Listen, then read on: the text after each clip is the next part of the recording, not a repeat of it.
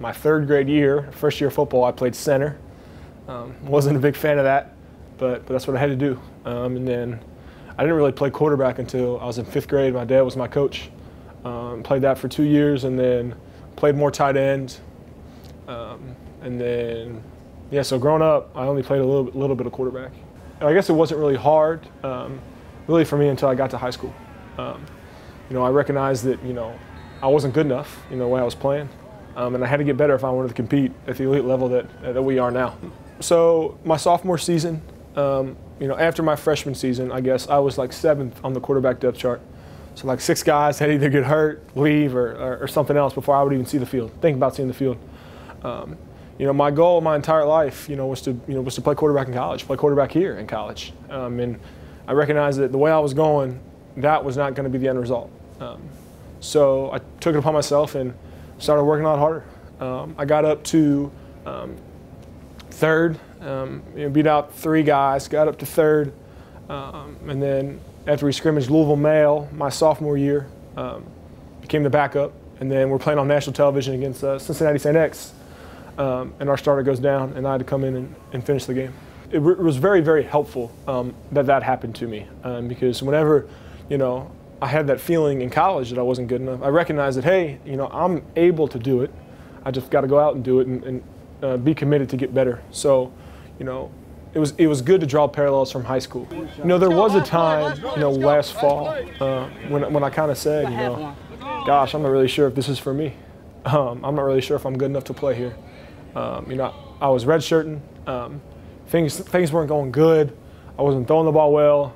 I kind of thought, maybe I wasn't meant to play quarterback here. A lot of people have dreams, and then they realize, they're kind of out of the question. They're kind of out of reach. And that happened to me. But then, I took it upon myself that, I'm going to give it one last crack. And really, really go after this thing. In the past, I had gone after it, but not really throwing everything I had at it. I was putting all my eggs in one basket, and I went after it. One last good college try, and I got it. So that hype. When you come in, it's like, hey, it told me, hey, everybody else thinks I can play here. I should be able to play here. But it also creates that, that blurred vision that you get, when Coach Brown told me, hey, you're not good enough, or you got to get better. A lot of people are like, well, Coach Brown just doesn't know what he's talking about, And there was a while where I was one of those guys, but then, I recognized it in my play wasn't good enough. So that was hard. It's hard to admit defeat, for sure. But I did, and I grew from it, for sure. Coach Brown was definitely a big catalyst in how I changed. Definitely the spur of everything. Unfortunately, with all the NCAA rules and stuff, he can only work with me a little bit. But, he kind of set out a plan. It was like, hey, if you want to make a run at this thing, kind of a map, if you want to get this, treasure, which was a starting quarterback job, then you've got to do this, this, and this. But yeah, I got in touch with some really, really good people, athletically, spiritually, everything to really get right, or get back on track, I guess would be a better way to say it. And I'm on track now, and I'm excited about it. We got a lot of guys who physically, have all the tools, but you need to be mentally, capable to use those tools and utilize them well. I've always had a really good arm. Always had, good feet and stuff, but it's maturity, takes maturity to realize, what you need to do. I came in, I was a freshman in college, and I love college. I mean, college lifestyle is great, I couldn't afford to live the college lifestyle and be, a dominant quarterback. There's got to be a balance. I got the balance. I think it's shown. My freshman year, it was kind of like a flash in the pan. But when I went out there against Mississippi State and had that drive, that was awesome. That was sheer joy, having that. But then, it was taken away from me, just like that, And that kind of helped, with kind of staying on track. I had that taste of, or that tangible, results that, hey, I can play here. And that definitely helped, when the going got tough, and I had to pull from everywhere I could to stay on track.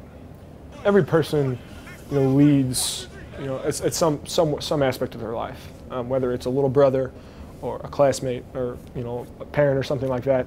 And it's hard, to lead, if people don't see you as credible, because nobody's going to listen to somebody that they don't believe in. as a third-string quarterback, last year, it's hard to get people's attention. It's hard to, to really get people going the right way when they look at you like, hey, you're not doing anything, So now, as the starter, I feel like that I can demand, that focus and that, respect and that play out of everybody, as they should also demand it from me. When I was announced a starter, I went home, and it was kind of all blur because it was right before practice. Didn't really have time to think about it. Had time to text my dad. I sat in my bed for probably 20 minutes and just kind of like took it all in about what I had accomplished, of what my dream was. My entire life was to be named the starter. And then to go out and do it was awesome. When it had seemed so far, for a while. So that was good. And then after, after the first game, it was kind of like just a relief. Like I could go and just, all right, because there's a bunch of anticipation going into that first game. A bunch of, hey, he's been practicing well, but let's see if he can throw it all together. Let's see if he can do it when the lights are on. When I was able to do that, it was good for my confidence level, and also, I'm sure for the coaches too. Everybody in our locker room is moving in the same direction. My freshman year, that was not the case. You got guys pulling everywhere and stuff like that, but Coach Stoops has come here, and those guys who are pulling in different directions aren't here anymore.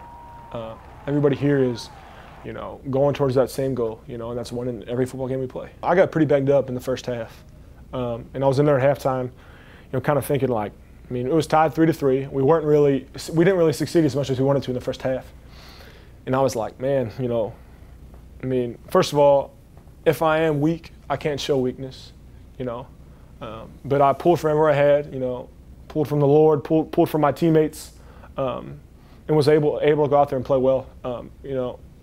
It's hard to go out there, when there's 90,000 people that want nothing more than to see y'all fail, but we kind of took that mentality that, hey, we're going to war, they got way more people than us, 90,000 to 100, but we're going to go out there and we're going to beat them.